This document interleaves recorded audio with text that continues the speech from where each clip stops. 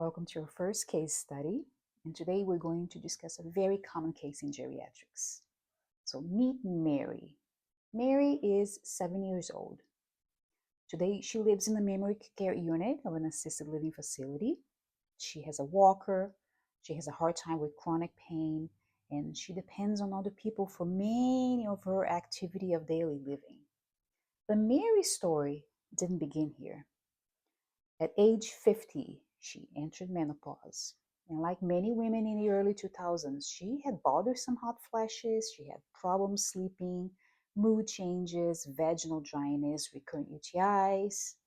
But after the publication of the Women's Health Initiative study in 2002, she was told hormone therapy was too dangerous because of concerns about breast cancer, heart disease.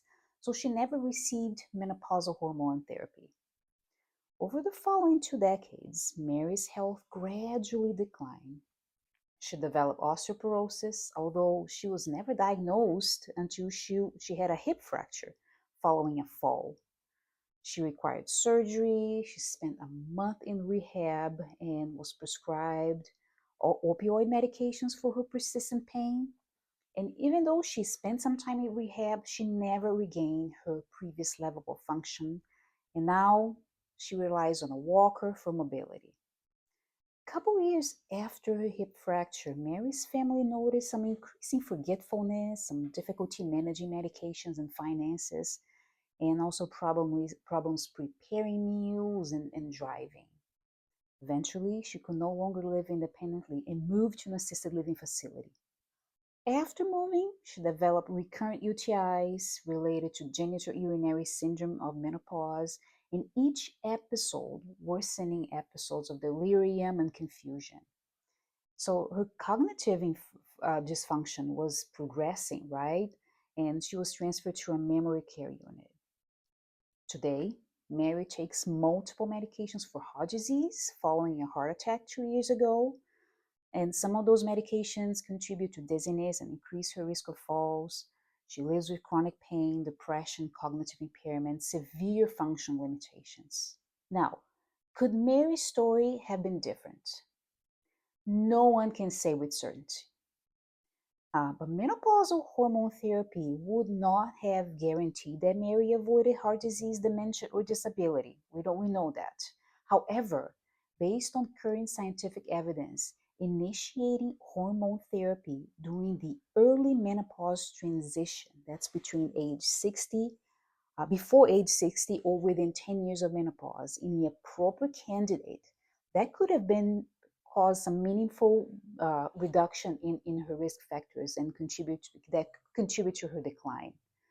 Current evidence suggests that appropriately selected women who begin hormonal therapy during the window of opportunity may experience 40 to 50% reduction in osteoporotic fractures, including vertebral and hip fractures, by preserving bone mineral density. Relief of vasomotor symptoms and improved sleep, leading to better quality of life. Improvement in mood symptoms for many women during the menopause transition. Prevention and treatment of genitourinary syndrome in menopause. Reducing urinary urgency, recurrent UTIs, dyspareunia, vaginal symptoms. Possible cardiovascular benefit, or at least neutrality, when initiated earlier after menopause in healthy women, although hormone therapy should not be started solely to prevent cardiovascular disease. No evidence that appropriately timed hormone therapy increases dementia risk. However, initiating combined estrogen and progestin therapy after 65 has been associated with increased dementia risk in the WHI memory study.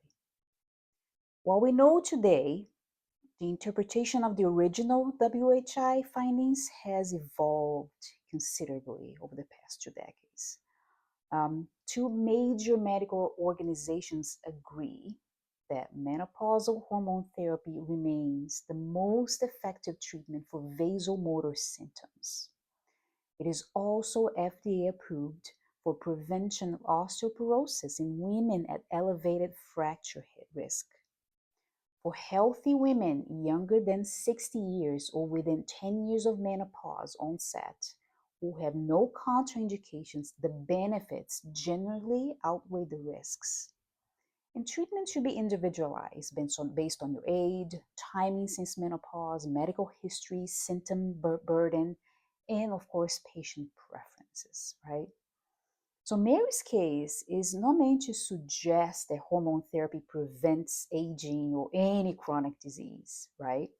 Rather, it illustrates a broader question. How many women have lived for decades with untreated estrogen deficiency because of fears that now we know were often overstated?